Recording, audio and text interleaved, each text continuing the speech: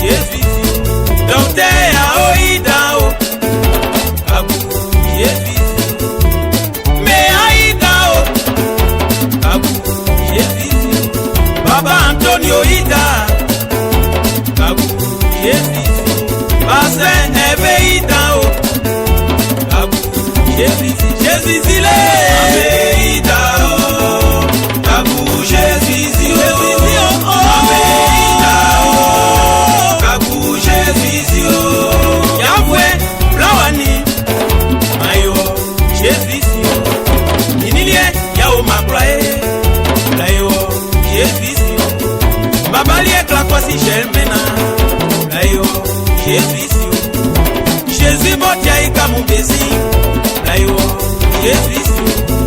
Angweti melikani afwenele nyamie, layo Jésus. Yale fwe mesini ele Jésus Christ, layo Jésus. Yafwe blawa o, mami yafwe blawa, maye wake, ami shadai blawa ke, mayo Jésus, Jésus li. Yafwe blawa o, mayo Jésus yo. Jésus na ki. Yafwe blawa o, mayo Jésus yo. Kawa o, Jésus adana kabege, kawa.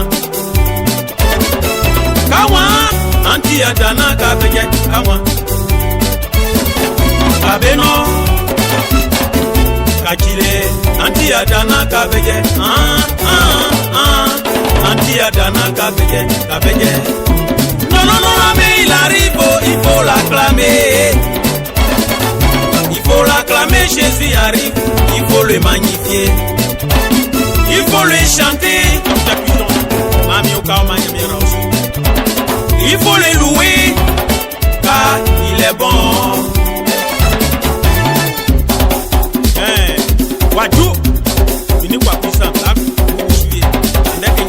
Edjou et your music.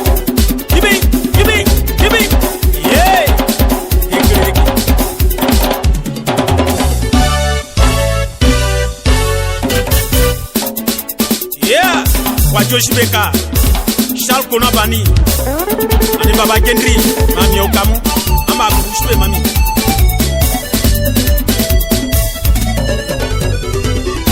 Eu voma, oh, eu voma, anti eu voma, oh, eu voma.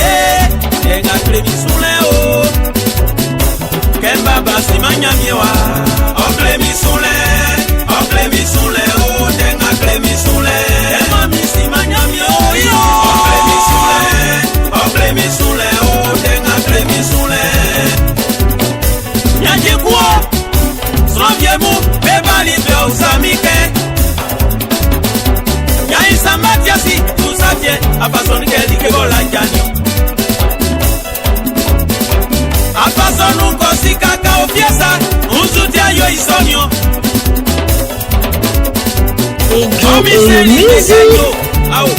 Omi baba mu ansi amusu.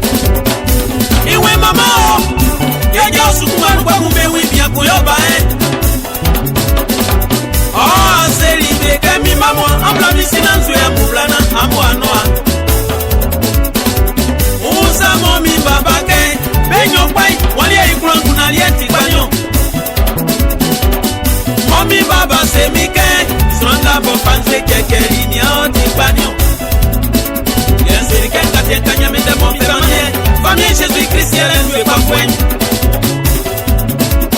Bianga iwe be menani Be fle bien sa ke yo satan